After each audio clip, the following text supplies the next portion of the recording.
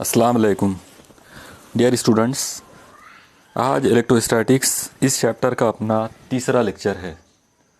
आज के इस लेक्चर में हमारा जो मेन टॉपिक है वो है electrostatic potential due to electric dipole, यानी इलेक्ट्रिक डायपोल की वजह से जो इलेक्ट्रोस्टैटिक पोटेंशियल जो तैयार होगा उसका हमको डेरिवेशन करना है। तो चलिए शुरू करते हैं। सबसे पहले तो हमें यहाँ देखना पड़ेगा कि इलेक्ट्रिक डायपोल होता क्या है। आप देखिए इलेक्ट्रिक डायपोल, इसमें सबसे पहले तो आप देखिए कि यहाँ जो वर्ड डाई आया इसका मतलब होगा टू, ओके। और इलेक्ट्रिक का यहाँ सीधा साधा मीनिंग हम लोग लेंगे इलेक्ट्रिक चार्जेस। इसका मतलब electric dipole is a system of two charges, okay. यानी अगर हम दो इक्वल एंड अपोजिट चार्जेस अगर लेते हैं और उनका अगर हम कोई एक सिस्टम तैयार करते हैं तो वो जो सिस्टम बनेगा उसे कहेंगे electric dipole, okay. For example मान लो मैं यहाँ पर एक चार्ज ले लेता हूँ प्लस क्यू, और यहाँ से कुछ दूरी के ऊपर मैं एक दूसरा चार्ज ले लेता हूँ minus Q. Plus Q and minus Q दोनों की मैग्नीट्यूड सेम है, सिर्फ एक पॉजिटिव है और एक नेगेटिव चार्ज है। मान लो दोनों के बीच का जो डिस्टेंस है वो आर है। तो ये वाला जो सिस्टम होगा पॉजिटिव और नेगेटिव चार्जेस का, इस तरह का जो सिस्टम होगा, इस सिस्टम को बोलेंगे इलेक्ट्रिक डायपोल, ओके। अब यहाँ पर हम पहले इलेक्ट्रिक डायपोल जो है उसके बारे में कुछ जनरल जो बातें हैं वो पहले पढ़ लेते हैं और फिर उसके बाद हम मेन डेरिवेशन की तरफ आएंगे। आप देखिए जब हम इलेक्ट्रिक डायपोल की स्टडी करते हैं तो सबसे पहले हमको इस तरीके से दो अलग अलग चार्जेस लेने होते हैं, जिनमें से एक होता है हमारा पॉजिटिव चार्ज और एक होता है निगेटिव चार्ज। अब सपोज़ करो कि इन दोनों के बिल्कुल बीचों बीच का जो सेंटर है वो मान लो O है। इस O पॉइंट से ये वाले चार्ज का जो डिस्टेंस है सपोज़ करो स्मॉल l है, और इस O पॉइंट से ये वाले चार्ज का जो डिस्टेंस है वो स्मॉल l है। इसका मतलब इन दोनों के बीच का जो टोटल डिस्टेंस हो जाएगा वो 2l हो जाएगा, ओके। तो ऐसे टाइम पर एक बहुत ही इंपॉर्टेंट प्रॉपर्टी एक डिफ़ाइन की जाती है इसके लिए, यानी इलेक्ट्रिक डायपोल के लिए, जिसे कहते हैं electric dipole moment, okay. Electric dipole moment, ये जो इलेक्ट्रिक डायपोल मोमेंट जो है अगर हम उसको सपोज़ करो कि P से अगर डिनोट करते हैं स्मॉल लेटर में P से, तो उसके लिए फॉर्मूला जो होगा या उसकी जो डेफिनेशन होगी वो होगी मैग्नीट्यूड ऑफ एनी चार्ज, यानी इन दोनों में से कोई भी एक चार्ज की मैग्नीट्यूड। अब जाहिर है अगर मैग्नीट्यूड लेना है तो मुझे उसको मॉड में लेना पड़ेगा, तो mod of plus minus Q, और इसको मल्टीप्लाई करना पड़ेगा दोनों चार्जेस के बीच का डिस्टेंस, और वो बीच का जो डिस्टेंस है वो है 2l। तो प्लस माइनस क्यू मॉड में इंटू 2l, ये जो प्रोडक्ट हमको मिलेगा इसको हम ऐसा भी कर सकते हैं, इस तरह से भी लिख सकते हैं इसको। Mod of plus minus Q का मतलब होगा q इंटू 2l, यानी charge into distance between the two charges. ये जो प्रोडक्ट हमको मिलेगा q इंटू 2l, इसको बोलते हैं इलेक्ट्रिक डायपोल मोमेंट, ओके। ये एक प्रॉपर्टी आप ध्यान में रखिए इलेक्ट्रिक डायपोल की, इलेक्ट्रिक डायपोल मोमेंट, ओके। साथ ही साथ अगर आपको इसकी एसआई यूनिट अगर बनाना हो तो आप देखिए इसकी एसआई यूनिट इस तरह से आएगी। चार्ज की यूनिट हो जाएगी कूलम, और ये जो 2l है एक्चुअली ये लेंथ है और इसकी यूनिट हो जाएगी मीटर। इसका मतलब यहाँ पर एसआई यूनिट जो बनेगी वो आ जाएगी कूलम इंटू मीटर, ओके। ये एक चीज़ हो गई। उसी तरह से हम इसका डायमेंशन भी बना सकते हैं। इसका डायमेंशन अगर हमको बनाना है तो आप देखिए जहाँ पर Q है उसकी जगह पर हम I इंटू टी ले सकते हैं, ओके। और अगर I इंटू टी यहाँ ले लिए तो फिर डायमेंशन जो बनेगा dimension of P is equal to LMTI, okay. इस तरह से ये चार फंडामेंटल फिजिकल क्वांटिटीज़ मैंने ले लिया, length, mass, time and electric current. अब यहाँ पर आप देखो L लेंथ एक बार है यहाँ पे तो L1, मास इसमें नहीं है इसलिए M0, टाइम इसमें होगा क्योंकि ये चार्ज जो है इसकी जगह पर मुझे I इंटू टी लेना है, तो चार्ज एक बार है इसका मतलब I इंटू टी एक बार होगा तो टाइम 1 आ जाएगा, और I भी एक बार आ जाएगा, तो ये बन जाएगा dimension of electric dipole moment L1, T1 और I1। यहाँ पर M जो है वो 0 है, ओके। ये हो गया कंसेप्ट इलेक्ट्रिक डायपोल मोमेंट का, ओके। यहाँ पर हम एक और पॉइंट ले लेते हैं। आप देखिए इसमें ये जो इलेक्ट्रिक डायपोल आपके सामने दिख रहा है इस इलेक्ट्रिक डायपोल के दोनों चार्जेस में से जो हॉरिजॉन्टली जो इमेजिनरी लाइन जो पास होगी, मान लो यहाँ से अगर हमने एक लाइन ऐसे पास किए इस तरह से, तो इस लाइन को हम बोलेंगे एक्सिस ऑफ डायपोल। ओके, यानी ये जो लाइन रहेगी ऐसे, it is called axis of dipole. और उसी तरीके से अगर मैं यहाँ से एक लाइन ऐसे पास करूँ, इमेजिनरी लाइन इस अंदाज में, यानी सेंटर ऑफ डायपोल के में से परपेंडिकुलर अगर पास करते हैं तो ये जो लाइन होगी इट इज़ कॉल्ड इक्वेटर। इसको हम इक्वेटर कहेंगे। ओके, तो इस तरह से एक्सिस का मतलब रहेगा imaginary line passing through the two charges, और इक्वेटर का मतलब रहेगा imaginary line passing perpendicular from the centre of the dipole. Okay, ये हो गया कंसेप्ट इलेक्ट्रिक डायपोल के लिए। इसमें एक और चीज़ ध्यान में रखिए आप कि ये जो एक्सिस के ऊपर अगर कोई पॉइंट होता है तो हम उसको एक्सियल पॉइंट कहेंगे। ओके, उसको एक्सियल पॉइंट बोलेंगे। और अगर कोई पॉइंट इक्वेटर के ऊपर आता है तो उसको बोलेंगे इक्वेटोरियल पॉइंट। तो axial point is the point on axis and equatorial point is the point on equator. इसके बाद आप याद रखिए कि अभी जैसा मैंने आपको बताया था कि इलेक्ट्रिक डायपोल मोमेंट जो है P इज इक्वल टू, जो हमने अभी देखा था, P is equal to Q into 2L। तो एक्चुअली ये जो P है ये एक वेक्टर क्वांटिटी है, और अगर ये वेक्टर है तो इसकी एक डायरेक्शन होगी। तो इसकी जो डायरेक्शन है it is always from negative charge to positive charge, यानी माइनस से प्लस की तरफ उसकी डायरेक्शन आएगी, from minus to plus, negative charge to positive charge, इस तरह से। इसमें अब आप एक और चीज़ को पहले समझ लीजिए, फिर इसके बाद हम मेन डेरिवेशन की तरफ जाएंगे। इसमें आप याद रखिए, जैसा मैंने अभी आपको बताया था कि अगर कोई पॉइंट इस पर है, यहाँ पर है, या फिर यहाँ पर है, कहीं भी ले सकते हैं आप उसको। तो अगर कोई पॉइंट एक्सिस के ऊपर है तो इसको एक्सियल पॉइंट बोलेंगे। इसी तरह से अगर कोई पॉइंट इक्वेटर पर है तो उसको इक्वेटोरियल पॉइंट कहेंगे। लेकिन अगर कोई पॉइंट ना एक्सिस पर है ना इक्वेटर पे है, बल्कि बीच में है, जैसे मान लो एक आधा पॉइंट यहाँ पर है, मान लो पॉइंट P इस जगह पर है, तो ऐसा जो point it is called ordinary point. ये एक जनरल पॉइंट होगा। ओके, जनरल पॉइंट जो है उसका ओरिएंटेशन मालूम करने के लिए हमको दो चीज़ों की ज़रूरत पड़ेगी। नंबर 1, हम उसको ज्वाइन करेंगे सेंटर ऑफ द डायपोल के साथ, यानी ये O के साथ ऐसे ज्वाइन कर लेंगे। और O के साथ ज्वाइन करने के बाद हमको सबसे पहले तो उसका डिस्टेंस चाहिए, यानी एक पैरामीटर डिस्टेंस होना, और दूसरा पैरामीटर हमको ये वाला एंगल चाहिए, ये एंगल थीटा। आप याद रखना यहाँ पे एंगल थीटा जो है ये हमेशा ये जो P बार होता है, P बार की जो डायरेक्शन है, P बार की डायरेक्शन है फ्रॉम निगेटिव टू पॉजिटिव। तो इसकी ये जो एक्सिस होती है, इस एक्सिस के साथ में पॉइंट P को जोड़ने वाली लाइन जो एंगल बनाएगी उसको हम थीटा बोलेंगे। ओके, यहाँ पर आप देखिए एक और चीज़, एक कन्फ्यूजन आपको पहले क्लियर कर देता हूँ। यहाँ पे मान लो अगर आपने एक आधा पॉइंट यहाँ लिए, पॉइंट Q, और पॉइंट Q जो है उसको आपने यहाँ पे O के साथ जोड़ दिए। ओके, सपोज करो कि इसका जो डिस्टेंस है वो R' है, तो अब एंगल कौन सा लेंगे? यहाँ पर याद रखिए एंगल थीटा ये नहीं लेंगे, क्योंकि ये निगेटिव साइड के साथ हो जाएगा। यानी एक्सिस की जो डायरेक्शन है P बार की, मतलब इलेक्ट्रिक डायपोल मोमेंट की जो एक्सिस है उसकी जो डायरेक्शन है ये उसके अपोजिट वाला एंगल हो जाएगा।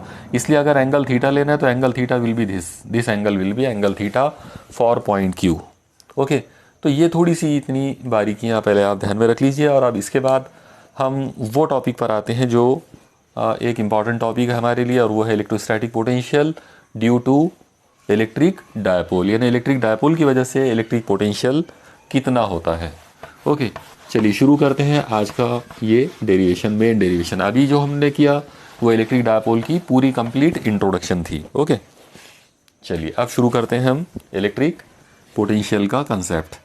आप देखिए सबसे पहले यहाँ जो फिगर हम बनाएंगे, तो मान लो कि हमने यहाँ पर इस जगह पर पॉइंट A लिया और इसके ऊपर एक पॉजिटिव चार्ज ले लिए Q, और उसी तरह से यहाँ पर इस जगह पर पॉइंट B है और यहाँ मैंने ले लिया हूँ -Q चार्ज, और इन दोनों का जो पॉइंट सेंटर जो है वो O है।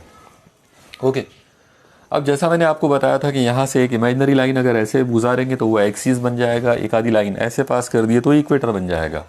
लेकिन हमको एक जनरल पॉइंट लेना है, तो जनरल पॉइंट हम एक काम करते हैं, पॉइंट A से कुछ दूरी पर यहाँ मैं एक पॉइंट ले लेता हूँ, ये पॉइंट का नाम रख देते हैं C। ओके, मान लो ये डिस्टेंस R1 है, और उसी तरह के तरीके से अगर मैं इसको पॉइंट O के साथ जोड़ता हूँ तो ये डिस्टेंस R ले लेते हैं। अगर पॉइंट C को मैं पॉइंट B के साथ जोड़ देता हूँ तो ये वाला डिस्टेंस R2 हो जाता है। ओके, इस तरह की कुछ फिगर बन जाएगी। पॉइंट C जो है वो एक ऑर्डिनरी पॉइंट है, ना तो ये एक्सियल पॉइंट है और ना ही इक्वेटोरियल पॉइंट है। आप एक बार फिर से ध्यान रखिए, आप देखिए अगर यहाँ से एक लाइन ऐसे गुजरेगी तो वो इक्वेटर होगा, पॉइंट C इक्वेटर पे नहीं है, और ऐसी लाइन जो है वो एक्सियल पॉइंट होगी, पॉइंट C जो है वो एक एक्सिस पर भी नहीं है। मतलब पॉइंट C जो है ना तो एक्सियल है ना इक्वेटोरियल है, इसलिए वो एक ऑर्डिनरी पॉइंट है। ओके, इस ऑर्डिनरी पॉइंट को अगर O के साथ जोड़ दिए तो उसका डिस्टेंस R है, इस ऑर्डिनरी पॉइंट को अगर A के साथ जोड़ दिए तो उसका डिस्टेंस R1 है, उसी तरह से उसका ये वाले चार से उसका डिस्टेंस R2 है। ओके, अब मैंने जैसा आपको अभी बताया, यहाँ पर ये वाली जो लेंथ है ये L होगी, ये वाली लेंथ L होगी। ओके, और इसमें अगर हम इलेक्ट्रिक डायपोल मोमेंट P बार अगर लेंगे तो उसकी जो डायरेक्शन होगी वो ऐसे होगी, from negative to positive charge. Okay, same figure को आप इधर नेगेटिव और इधर पॉजिटिव लेकर भी बना सकते हैं। उस केस के अंदर सिर्फ ये P बार की डायरेक्शन ऐसी हो जाएगी। ओके, चलिए अब पर्टिकुलरली इस फिगर के अंदर हमको अब एंगल थीटा की ज़रूरत पड़ेगी। तो आप लोग देखिए पॉइंट C का अगर ओरिएंटेशन हमको देखना है कि पॉइंट C जो है with respect to this dipole उसका ओरिएंटेशन क्या है, मतलब कौन से एंगल पर वो इंक्लाइंड है, तो जिस एंगल पर वो इंक्लाइंड है वो एंगल हमको ये वाला लेना पड़ेगा, ये एंगल होगा थीटा। ओके, ये जो एंगल है इसको थीटा बोलना पड़ेगा। और साथ ही साथ आप एक और चीज़ देख सकते हैं कि अगर ये वाला एंगल थीटा है तो इसका मतलब ये हुआ कि इधर का ये बचा हुआ जो एंगल है ये ओवरऑल एंगल 180 का होगा, तो ये बचा हुआ एंगल कितने का होना चाहिए, 180 डिग्री माइनस थीटा का। ओके, तो इस तरीके से अगर इस साइड वाला एंगल थीटा है तो उस साइड वाला एंगल 180 माइनस थीटा हो जाएगा। ओके, अब आप ये जो फिगर है इस फिगर को एक बार पहले खुद बना लीजिए और उसके बाद फिर आप आगे का जो डेरिवेशन है उसको आप देखिए। ओके, देखिए सबसे पहले पॉइंट A पर ये जो प्लस Q चार्ज है इसकी वजह से पॉइंट C पर जो इलेक्ट्रोस्टैटिक पोटेंशियल बनेगा, तो मान लो कि उस पोटेंशियल की वैल्यू V1 है। ओके, और उसी तरीके से अगर मैं पॉइंट B के ज़रिए, मतलब पॉइंट B जो है, अगर पॉइंट B या माइनस Q जो है चार्ज उसके ज़रिए अगर पॉइंट C पर अगर पोटेंशियल अगर बनता है कुछ, तो उस पोटेंशियल को हम V2 नाम दे देते हैं। और आप याद रखिए कि पोटेंशियल जो स्केलर क्वांटिटी है, मतलब ये कोई वेक्टर नहीं है, इसलिए अगर पॉइंट C के ऊपर इस सिस्टम के ज़रिए यानी इस इलेक्ट्रिक डायपोल के ज़रिए टोटल अगर पोटेंशियल मालूम करना हो तो वो टोटल पोटेंशियल जो है वो हो जाएगा V is equal to V1 plus V2, मतलब इन दोनों को डायरेक्टली ऐड कर देना पड़ेगा। देखिए एक बार फिर से देखिए, ये जो प्लस Q चार्ज है इसकी वजह से पॉइंट C पर जो वोल्टेज जो पोटेंशियल बना वो V1 है, और निगेटिव चार्ज की वजह से जो पोटेंशियल बना वो V2 है। और ओके, तो इसका मतलब ये हुआ कि इन दोनों चार्जेस की वजह से जो ओवरऑल टोटल जो चार्ज जो टोटल पोटेंशियल बनेगा वो टोटल पोटेंशियल हो जाएगा V1 प्लस V2 के बराबर। ओके, यानी V इज इक्वल टू आ जाएगा V1 प्लस V2। अब हमको ये देखना है कि V1 और V2 की वैल्यूज़ क्या होंगी। तो अगर हमको V1 और V2 की वैल्यूज़ अगर लेना है तो आप देखिए सबसे पहले V1 की जो वैल्यू आएगी वो वैल्यू होना चाहिए K into Q upon R1। यहाँ पर ये जो Q है एक्चुअली ये पॉजिटिव चार्ज है। ओके, और K जो है वो आपको पता है, K की वैल्यू होती है 1/4 पाई एप्सिलॉन 0, यानी 1/4 पाई एप्सिलॉन 0 जो इसको हम K से डिनोट करेंगे। तो V1 की वैल्यू मतलब electrostatic potential due to positive charge, उसकी वैल्यू हो जाएगी K into Q upon R1। उसी तरीके से अगर हम सेकंड चार्ज के बारे में अगर बात करेंगे तो V2 इज इक्वल टू आ जाएगा K into minus Q upon R2। Okay, मतलब सेकंड जो चार्ज है, निगेटिव जो चार्ज है, तो उसका पोटेंशियल होना चाहिए K इंटू चार्ज यानी minus Q divided by R2। तो इस तरह से जब हम इन दोनों का टोटल यहाँ लेंगे तो ओके, एक और चीज़ ध्यान में रखिए कि ये फॉर्मूले कैसे आ गए। तो ये फॉर्मूलों के लिए आपको पिछला आर्टिकल देखना पड़ेगा, क्योंकि हमने इससे पहले वाले आर्टिकल के अंदर आपको बताए थे कि पॉइंट चार्ज की वजह से किसी भी पॉइंट के ऊपर कितना पोटेंशियल बनता है। Okay, electrostatic potential due to a point charge at any point, किसी भी पॉइंट के ऊपर कोई भी एक चार्ज की वजह से, कोई भी एक यूनिट चार्ज की वजह से जो पोटेंशियल बनता है वो फॉर्मूला ये है। ओके, तो यहाँ पर आप देखो कि ये एक यूनिट चार्ज है, मतलब ये एक सिंगल चार्ज है, उसी तरह से ये एक सिंगल चार्ज है। तो इस पॉइंट चार्ज की वजह से यहाँ पर V1 पोटेंशियल बना, इस पॉइंट चार्ज की वजह से जो पोटेंशियल बना वो V2 बना, तो इन दोनों की वजह से जो टोटल बना वो V1 प्लस V2 बना। ओके, समझ में आया। अब हमको V1 और V2 की ये वैल्यूज़ वहाँ रख देना है। तो आप देखिए, जैसे ही हम ये वैल्यूज़ यहाँ देंगे ये कुछ ऐसा हो जाएगा, V is equal to V1 की वैल्यू आ जाएगी K into Q upon R1 plus V2, और उसकी वैल्यू आ जाएगी K into minus Q upon R2। Okay, चलिए मैं फॉर्मूले यहाँ से मिटा देता हूँ। अब आप एक काम कीजिए, ये प्लस ये माइनस साइन जब बाहर निकलेगी तो प्लस माइनस माइनस हो जाएगा, साथ ही साथ हम लोग K और Q को कॉमन निकाल सकते हैं। तो आप देखो यहाँ पर ये क्या बन जाएगा, V is equal to K into Q, यहाँ से बचेगा 1 upon R1 minus 1 upon R2। Okay, ये एक हमारे पास इंपॉर्टेंट इक्वेशन आ गई। मान लो इसको इक्वेशन नंबर 1 दे देते हैं। अब सवाल आएगा कि 1 अपॉन R1 की वैल्यू क्या होगी और 1 अपॉन R2 की वैल्यू क्या होगी। तो इसके लिए हमको ये फिगर की ज़रूरत पड़ेगी। अब इस फिगर की को यूज़ करके हम R1 और 1 अपॉन R1 और 1 अपॉन R2 की वैल्यूज़ कैसे मालूम करेंगे, उसको आप एक बार अच्छे से समझ लीजिए। ओके, यहाँ आप देखिए, इस फिगर में आप ये वाला जो ट्रायंगल है, ट्रायंगल AOC, इस ट्रायंगल में देखिए, ये वाले ट्रायंगल के अंदर अगर आप एक चीज़ देखेंगे कि ये एक ऑर्डिनरी टाइप का ट्रायंगल है, मतलब ये कोई राइट एंगल ट्रायंगल नहीं है। ओके, और क्योंकि ये राइट एंगल ट्रायंगल नहीं है, इसलिए आमतौर पर हमको साइन कॉस टेन वगैरह मालूम करना जो है वो थोड़ा सा अजीब हो जाता है। यानी एक्चुअली हमारी आदत है या ये हमारे लिए रूटीन होता है कि अगर कोई राइट एंगल ट्रायंगल है तो उसके अंदर हम साइन कॉस टेन जो है बड़े मज़े से मालूम कर लेते। लेकिन अगर एक आधा ऐसा कोई ट्रायंगल हो जिसमें का एक भी एंगल 90 का नहीं है, तो फिर हमको लगता है कि इसके अंदर हम साइन कॉस टेन मालूम नहीं कर सकते। ओके, लेकिन ऐसा नहीं है। आप याद रखिए, इस तरह के ट्रायंगल के अंदर हम कोसाइन रूल यूज़ कर सकते हैं। ओके, ये वर्ड याद रखो आप, यहाँ पर हमको क्या करना है, कोसाइन रूल यूज़ करना है। अब कोसाइन रूल कैसे याद करोगे, तो देखो मैं आपको उसका आइडिया बताता हूँ। बहुत ही आसान तरीका है। जिस ट्रायंगल के अंदर आपको कोसाइन रूल अप्लाई करना है, उसमें सबसे पहले तो आप देखो कि एंगल कहाँ पर है। अब आप देखो यहाँ एंगल है, तो हम उसकी अपोजिट साइड लेंगे। अब ये एंगल है तो इसकी अपोजिट साइड है R1, तो मैं यहाँ ले लूँगा R1 साथ में उसका स्क्वायर और फिर लगा दूंगा इक्वल टू। देखो मैंने क्या किया, आप मेरा जो तरीका है, मैं जो तरीके से बता रहा हूँ उस तरीके से आप उसको याद कर लीजिए, तो आपको बहुत आसान हो जाएगा। जो ट्रायंगल के अंदर आपको एंगल मालूम है, जो एंगल मालूम नहीं है हम उसकी बात ही नहीं कर रहे।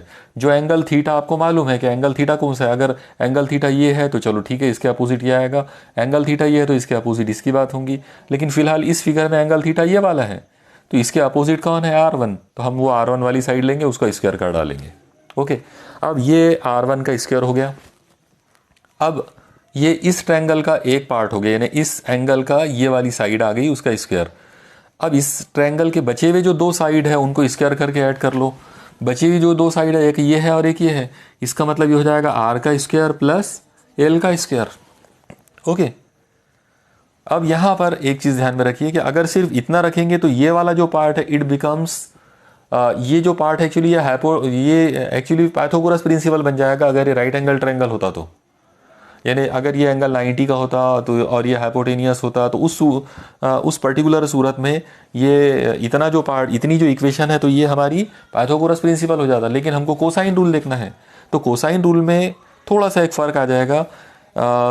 इस एंगल के अपोजिट वाली जो साइड है उसका square is equal to remaining दोनों साइड का स्क्वायर का एडिशन प्लस करने के बाद यहाँ पर माइनस करेंगे, यानी R square plus L square. अब इसमें से माइनस करेंगे इन दोनों का डबल, मतलब 2 टाइम्स RL, और उस एंगल का कोसाइन लेंगे जो एंगल मालूम है, तो कॉस थीटा।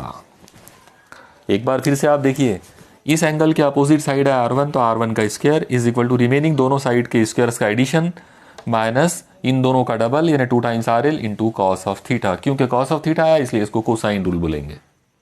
ओके, ये इक्वेशन याद हो गई, इसको इस तरह से याद करना है। अब आप देखो, ये जो इक्वेशन आपके सामने है, इस इक्वेशन में से हम आर स्क्वायर को कॉमन निकालेंगे। ये जो आर स्क्वायर है इसको यहाँ से कॉमन निकालो राइट साइड से। तो अगर मैं इसको कॉमन निकालता हूँ, यहाँ मैं यही लिख देता हूँ उसको, आर स्क्वायर मैंने यहाँ कॉमन निकाला। अब ये आर स्क्वायर में से आर स्क्वायर चला गया तो बचेगा 1। एल स्क्वायर में से आर स्क्वायर कॉमन निकालूंगा तो वो हो जाएगा L square upon R square. इसके बाद यहाँ पे माइनस है तो माइनस, ये 2RL में से आर स्क्वायर कॉमन निकालेंगे तो ये बन जाएगा 2L upon R into cos theta. Okay, यानी ऐसा कुछ बन जाएगा, आर स्क्वायर कॉमन निकाले तो 1 plus L square by R square minus 2L by R into cos theta. अब इसमें एक चीज़ ध्यान में रखिए कि आमतौर पे जब हम कोई डायपोल लेते हैं, ये एक बहुत काम की बात आप सुनिए गौर से, जब हम कोई डायपोल बनाते हैं तो डायपोल के अंदर ये दोनों जो चार्जेस होते हैं उनके बीच का जो डिस्टेंस है वो जनरली माइक्रोमीटर में होता है। माइक्रोमीटर मतलब 10 का पावर -6 मीटर, इतना कम डिस्टेंस होता है ये L। और जब हम कोई पॉइंट लेते हैं जहाँ पर पोटेंशियल मालूम करना हो तो जनरली वो मीटर में होता है, मतलब वो कुछ मीटर पे या कुछ सेंटीमीटर की दूरी पर होता है। तो अगर वो कुछ सेंटीमीटर की दूरी पर भी अगर रहा तो ये 10⁻⁻6 मीटर यानी माइक्रोमीटर के सामने वो जो डिस्टेंस है वो तो बहुत बड़ा है। यानी इसका सीधा सीधा मतलब ये हुआ कि अगर मान लो R को आपने सेंटीमीटर में लिए और L जो है उसको अगर आप माइक्रोमीटर में गिन रहे हो तो ये जो L है it will be very very less then R, यानी L जो है वो बहुत छोटा हो जाएगा R के रिस्पेक्ट में। अगर L R के रिस्पेक्ट में बहुत ही छोटा हो जाएगा तो इसका मतलब ये है कि L square by R square की वैल्यू बहुत ही ज़्यादा छोटी हो जाएगी, और वो इतनी छोटी हो जाएगी कि you can take it as zero, यानी हम उसको निगलेक्ट कर सकते हैं, हम उसको इग्नोर कर सकते हैं, हम इसकी अप्रॉक्सीमेट वैल्यू ज़ीरो ले सकते हैं। यानी ये L square by R square की जो टर्म है ये ज़ीरो हो जाएगी। ओके, अगर आपने इसको ज़ीरो ले लिया तो देखिए ये क्या हो जाएगा। ओके, यहाँ आप देखिए कि अगर इसको हम ज़ीरो ले लेते हैं तो ये टर्म कुछ, ये इक्वेशन ऐसी बन जाएगी, R1 का square is equal to R square in bracket, यहाँ से है 1, ये वाली टर्म ज़ीरो हो गई, माइनस यहाँ से बचा है 2L upon R into cos theta. Okay, अभी हमको इस फिगर की और ज़रूरत है इसलिए मैं इसको मिटा नहीं रहा हूँ। ओके, यहाँ तक आप बराबर स्टेप बाय स्टेप जैसा मैं बता रहा हूँ वैसा आप समझते जाइए और उस तरह से आप नोट्स बना सकते हैं। वैसे आपको ओवरऑल पूरे जो नोट्स है वो आज के इसी लेक्चर के डिस्क्रिप्शन के अंदर आपको लिंक मिल जाएगी, तो उससे और आसानी हो जाएगी। ओके, फिर भी आप पूरे ध्यान दीजिए कि हम कर क्या रहे हैं। तो हमने ये वाला जो ट्रायंगल था, ट्रायंगल AOC, इस ट्रायंगल के अंदर हमने कोसाइन रूल अप्लाई किए, वो कुछ ऐसा बना, इसमें से आर स्क्वायर कॉमन निकाले, आर स्क्वायर कॉमन निकालने के बाद L square by R square जो है वो ज़ीरो हो गया, क्योंकि वो अप्रॉक्सीमेटली ज़ीरो लिया जा सकता है। ओके, ये जो इक्वेशन है, अब हमारा पूरा फोकस इस इक्वेशन पे रहेगा। ये R1 का स्क्वायर आ गया, अगर हम दोनों साइड का स्क्वायर रूट ले लेते हैं तो ये हो जाएगा R1 इज इक्वल टू, यानी ये R1 का स्क्वायर हट गया, ये R का स्क्वायर हट जाएगा रूट लेने पर, तो ये हो जाएगा R, और ये वाला जो पूरा ब्रैकेट है ये रूट में आ जाएगा, मतलब ये बन जाएगा 1 minus 2L upon R into cos theta, और इसका पावर हो जाएगा 1/2। Okay, 1 minus 2L by R into cos theta under root के अंदर। ओके, ये हो गई R1 की वैल्यू। लेकिन आप देख रहे हैं यहाँ पे 1/R1 है, यानी हमको इसका रेसिप्रोकल लेना पड़ेगा। तो अगर मैं इसका रेसिप्रोकल लेता हूँ, चलो मैं इसका रेसिप्रोकल इसके ऊपर वाली इस इक्वेशन को मैं पहले मिटा देता हूँ और यहीं इसका रेसिप्रोकल लेके बताता हूँ। देखिए, इसका रेसिप्रोकल लेते हैं। आप याद रखो, रेसिप्रोकल का मतलब होता है पावर को निगेटिव कर देना, यानी ये जो R1 है इसको कर देना 1/R1, ये जो R है इसको करेंगे 1/R। ओके, लेकिन ये जो ब्रैकेट है ये ब्रैकेट नीचे आ जाएगा 1 में, अगर ये नीचे आ गया तो ये हो जाएगा 1 minus 2L upon R into cos theta, और क्योंकि उसको नीचे ले लिए, जब उसको आप ऊपर लोगे तो हो जाएगा -12, यानी इस तरह से उसका रेसिप्रोकल हो गया। तो 1 minus 2L upon R into cos theta, और उसका पावर कितना हो गया 1/2 का निगेटिव यानी -हाफ। ओके, ये आ गए 1/r1 की वैल्यू। लेकिन अब इस वैल्यू को भी, इस वैल्यू के अंदर ये जो ब्रैकेट है इसका पावर -1/2 है, तो ये थोड़ा सा कॉम्प्लिकेटेड जैसा नज़र आ रहा है, तो हमको इसको भी सॉल्व करना पड़ेगा। अब इसको कैसे सॉल्व करेंगे, तो देखो इसका एक बहुत आसान तरीका है। इसका तरीका ये है कि अगर मान लो आपके पास एक नंबर है 1 + x एक ब्रैकेट में और इसका पावर n है, तो आप याद रखिए इसको डायरेक्ट अगर आप इसको सॉल्व करते हैं तो इसका आंसर आ जाता है 1 + nx। ओके, लेकिन ये उस सूरत में होगा जब x की वैल्यू 1 से बहुत छोटी होगी। If this x is very very less than 1, then 1 + x का पावर n हमेशा कितना होगा 1 + nx, यानी ये जो पावर है ये मल्टीप्लाई हो जाएगा ये वाले फैक्टर को। अब यहाँ पर आप देखिए कि ये फॉर्मूला ध्यान में आ गया सब लोगों को। ओके, इसको हमको यहाँ अप्लाई करना है। अब ये फॉर्मूला अगर मुझे यहाँ अप्लाई करना है तो सबसे पहले तो आप देखो कि ये L/R वाला फैक्टर ऑलरेडी ये बहुत छोटा है, this number is very very less than 1, तो हम वो कंसेप्ट यहाँ पे अप्लाई करेंगे। तो अगर वो कंसेप्ट यहाँ पे मैं अप्लाई करूँगा तो ये आएगा 1/R1 is equal to 1/R in bracket, ये हो जाएगा 1 माइनस, आप देखिए सबसे पहले ये पूरा का पूरा टर्म है x, ओके, और ये है n, तो ये n नीचे आ जाएगा, n की वैल्यू है -1/2 और x की वैल्यू ये खुद है यानी 2L/R इंटू कॉस थीटा। आप देखिए जो इक्वेशन थी वो 1+ के रूप में थी, तो प्लस हो या माइनस हो दोनों के लिए फॉर्मूला सेम ही आएगा। ओके, अब आप देखो यानी इसका अप्रॉक्सीमेट आंसर इतना आ गया। अब हम इसको भी सॉल्व कर सकते हैं। अगर मैं इसको सॉल्व करता हूँ तो देखो ये क्या बन जाएगा, मैं इसको यहाँ लिख देता हूँ 1/R1 इज इक्वल टू, ये आ गया 1/R इन ब्रैकेट, यहाँ पर है 1, ये ब्रैकेट जब आप खोलेंगे तो ये माइनस माइनस प्लस हो जाएगा, ये 2 से ये 2 कट जाएगा, ये हो जाएगा L/R okay into cos theta. तो 1/R1 की वैल्यू आ गई 1 + L/R into cos theta. Okay, इस तरीके से हमने 1/R1 की वैल्यू मालूम कर ली है। ओके, चलिए अब चलते हैं हम अगली स्टेप पर। अगली स्टेप या ये फिगर को हमने अभी तक क्यों बचा के रखे थे, तो उसका रीज़न ये था कि अब हमको 1/R2 मालूम करना है। हमने 1/R1 मालूम करे, वो इतना आ गया। अब हमको 1/R2 मालूम करने का है, तो वो कितना आएगा या उसकी वैल्यू कैसे निकालेंगे, तो उसके लिए R2 यहाँ पर है, ये एक्चुअली ये वाले ट्रायंगल का पार्ट है। ओके, तो यहाँ पर आप सबसे पहले तो ये ट्रायंगल को देखो, ट्रायंगल का नाम है COB। ओके, COB, यहाँ पे याद रखो ये वाला पॉइंट जो है ये C है, COB के अंदर एक और चीज़ है, COB is not a right angle triangle. Okay, ये कोई राइट एंगल ट्रायंगल नहीं है, लेकिन इस ट्रायंगल के अंदर ये वाला एंगल हमको मालूम है, जो रेड कलर में जो दिख रहा है आपको, तो ये एंगल हमको पता है। अगर ये एंगल हमको पता है तो हम इसके अंदर कोसाइन रूल अप्लाई कर सकते हैं। ओके, जैसा कोसाइन रूल हमने यहाँ अप्लाई किए थे वैसा ही कोसाइन रूल हम ये वाले ट्रायंगल में भी अप्लाई करेंगे। अगर इस जगह पर मैं कोसाइन रूल अप्लाई करता हूँ तो देखो क्या हो जाएगा, मैंने आपको तरीका बताया था कि जो एंगल आपको मालूम है उसके सामने वाला साइड ले लो। ये एंगल हमको पता है 180 माइनस थीटा, इसके सामने वाली साइड ये है, उसको ले लो यानी उसका स्क्वायर ले लो, तो R2 का स्क्वायर।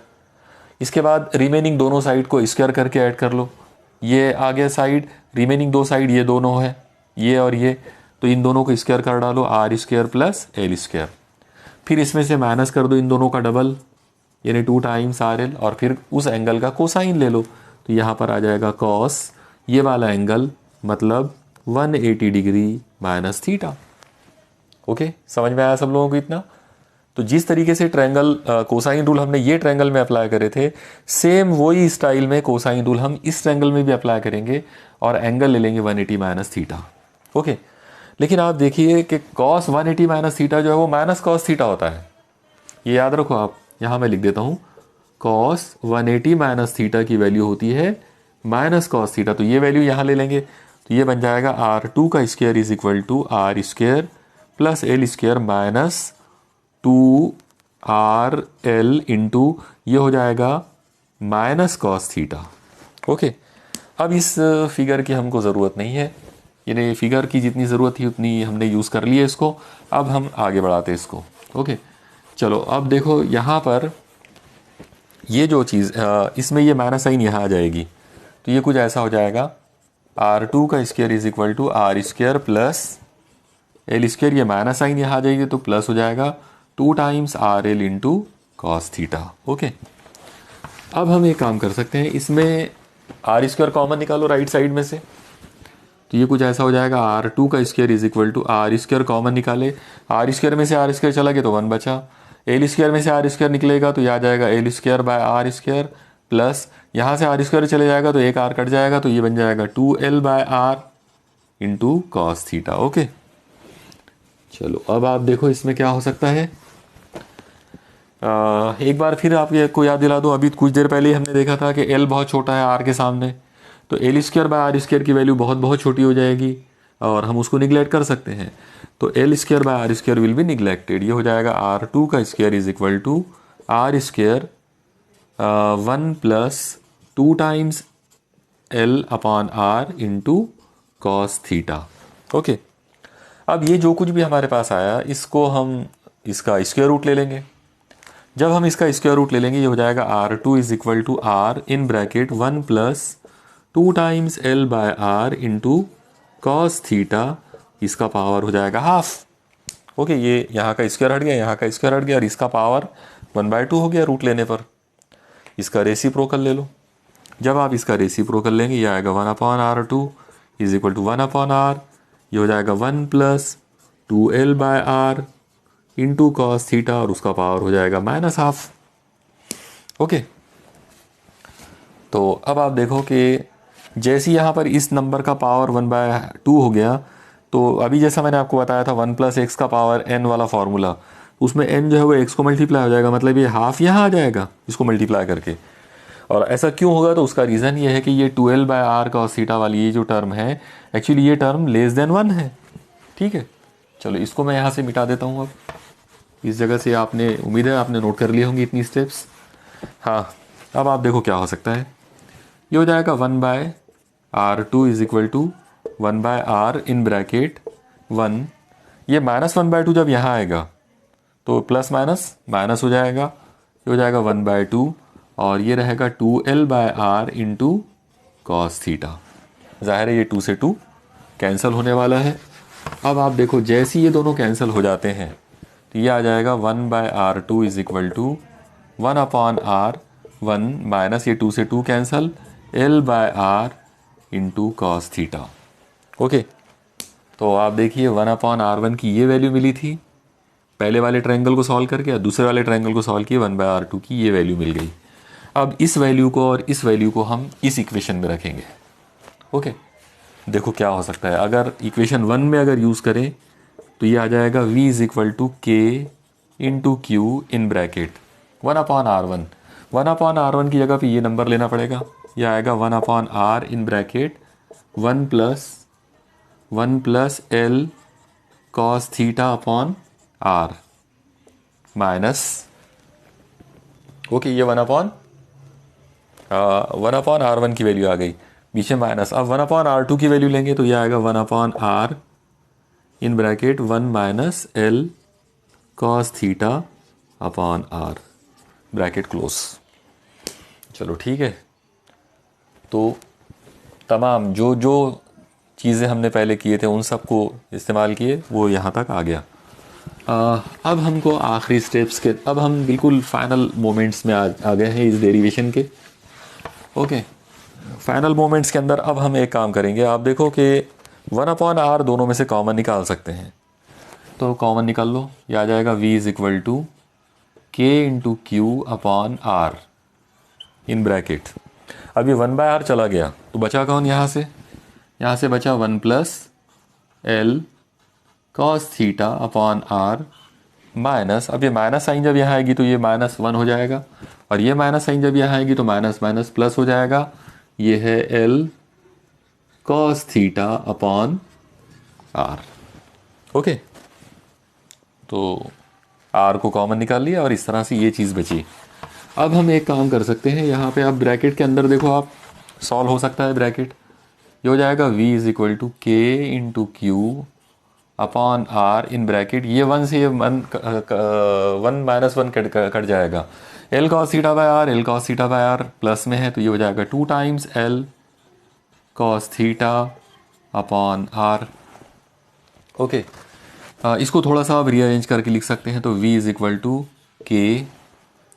इसके अलावा आप देखो ये q है और ये 2l है, तो मैं इसको ऐसे लिख सकता हूँ q into 2l into cos theta और अपॉन में r इंटू आर, ये हो जाएगा r का स्क्वायर। लेकिन आप देखो कि q का मतलब है चार्ज और 2l का मतलब है उनके बीच का फासला। ओके, दोनों चार्जेस डायपोल के अंदर, दोनों जो चार्जेस थे उनके बीच का डिस्टेंस, तो charge into distance between the two charges, ये जो प्रोडक्ट है it is called electric dipole moment और उसको हमने p से डिनोट किया था। ओके, इसका मतलब ये जो नंबर है तो ये p है, तो हम इसको हटाकर p ले सकते हैं। इसका मतलब ये हो जाएगा v इज इक्वल टू के और ये हो जाएगा p, तो ये आ जाएगा p cos theta upon R square. Okay, finally आप यहाँ पर k की जगह पर उसकी वैल्यू ले सकते हैं। उसकी जो वैल्यू है वो आ जाएगी v is equal to 1 upon 4 pi epsilon 0 p cos theta upon R square. Okay, तो इस तरीके से ये जो फाइनल फार्मूला जो हमको मिला ये है electrostatic potential at any general point due to electric dipole. यानी कोई भी डायपोल अगर लिया आपने, इलेक्ट्रिक डायपोल लिए, तो इलेक्ट्रिक डायपोल की वजह से कोई भी जनरल पॉइंट के ऊपर जो आर दूरी पर हो सेंटर से और थीटा एंगल बनाता है, ओरिएंटेशन उसका जो है तो थीटा है, एक्सिस ऑफ मतलब एक्सिस ऑफ डायपोल के साथ में अगर उसका एंगल थीटा है तो उस पॉइंट पर इलेक्ट्रोस्टैटिक पोटेंशियल इतना होगा। ओके, यहाँ पर हम एक काम कर सकते हैं, इस पर्टिकुलर फॉर्मूले को एक्सियल पॉइंट पर और इक्वेटोरियल पॉइंट के लिए हम इसको मॉडिफाई कर सकते हैं। एक बार मैं ये फॉर्मूला पहले ऊपर लिख देता हूँ, v इज इक्वल टू, अब हमको पता है कि 1 अपॉन 4 पाई एप्सिलॉन 0 जो है वो k है, तो हम उसको k ही रहने देते, k into P cos theta upon R square. ये हमारा अब मेन फार्मूला ये है। अब आप देखिए इसके अंदर दो केस हम बना सकते हैं। पहला जो केस हम बनाएंगे, मान लो कि हम एक्सियल पॉइंट ले लेते हैं। अब देखो अगर कोई जो पॉइंट सी जो है वो मान लो कि अगर एक्सिस पर है, अगर वो एक्सियल पॉइंट है तो ये जो एंगल थीटा है it will be 0 degree. Okay, ये 0 डिग्री उस वक्त होगा जब आप उसको पॉजिटिव चार्ज की तरफ से लेंगे, ये ध्यान में रखना आपने।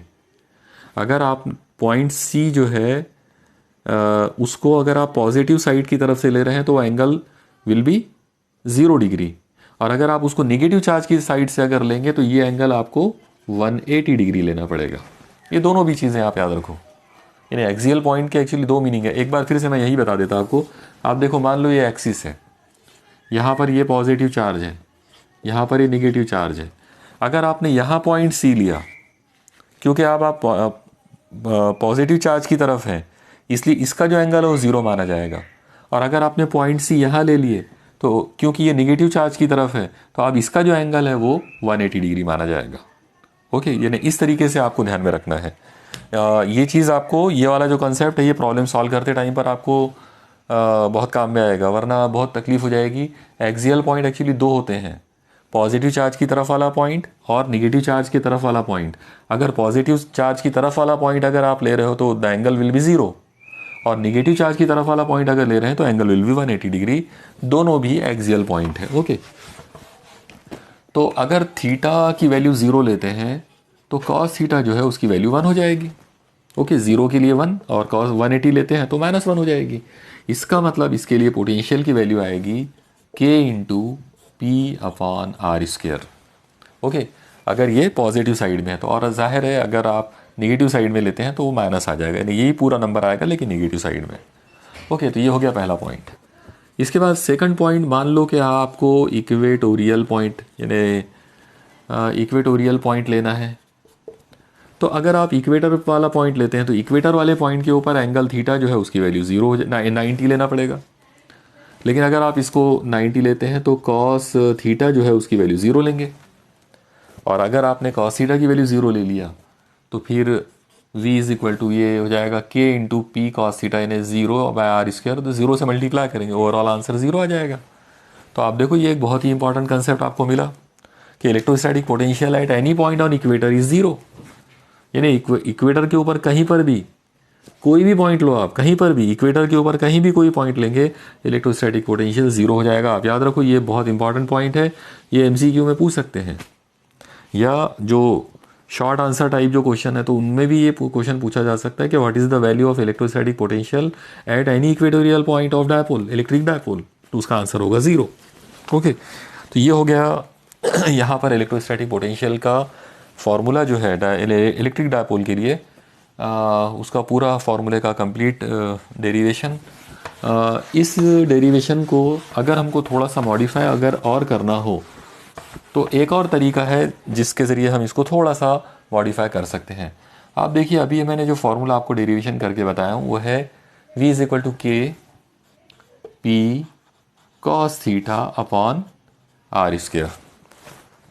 यहाँ पर आप एक चीज़ देखिए कि p के साथ में कॉस थीटा है, और आप लोगों को ये फॉर्मूला अच्छे से याद होगा, a बार डॉट b बार, यानी अगर a बार और b बार दो अलग अलग वेक्टर्स हैं और उनके बीच में अगर आप डॉट प्रोडक्ट ले रहे हो तो इसका जो आंसर होता है वो होता है a into B into cos theta.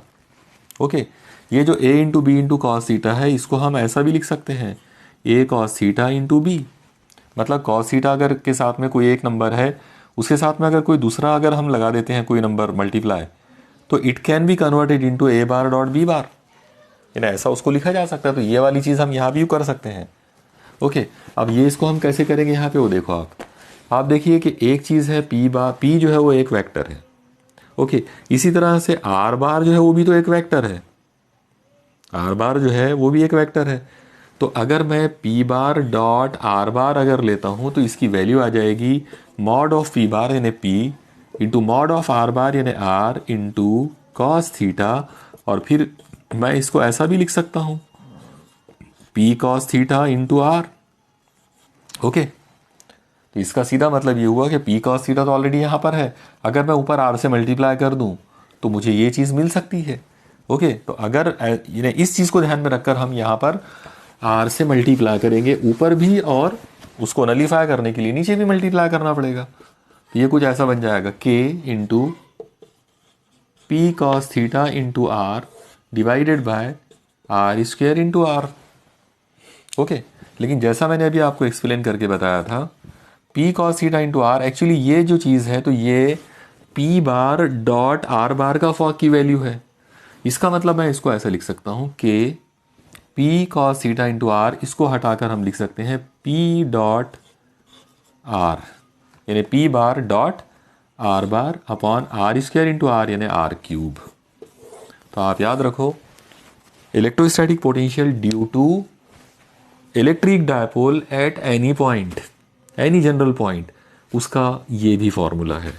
यानी अगर हम उसको स्केलर प्रोडक्ट में या डॉट प्रोडक्ट के रूप में अगर हम उसको एक्सप्रेस करें तो डॉट प्रोडक्ट के रूप में उसका फॉर्मूला इस तरह से बनता है। मुझे उम्मीद है आपको ये कंसेप्ट जो है वो भी समझ में आ गया होगा। ओके, अब हम आज के इस लेक्चर में इलेक्ट्रोस्टैटिक पोटेंशियल का, वैसे तो हमारा पूरा कंप्लीट कंसेप्ट जो है वो हो चुका है, इसको और ज़्यादा मजबूत करने के लिए हम टेक्स्ट बुक में जो दिया हुआ एक प्रॉब्लम जो है तो अब हम उसको सॉल्व कर लेते हैं। आप देखिए, हमारे टेक्स्ट बुक में जो प्रॉब्लम है वो कुछ इस तरह से है। आप इसमें जो है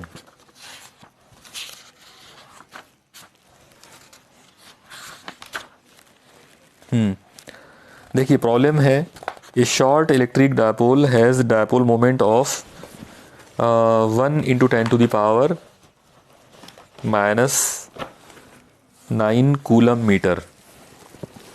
determine electric potential due to dipole at a point 0.3 metre from the centre of dipole situated eight.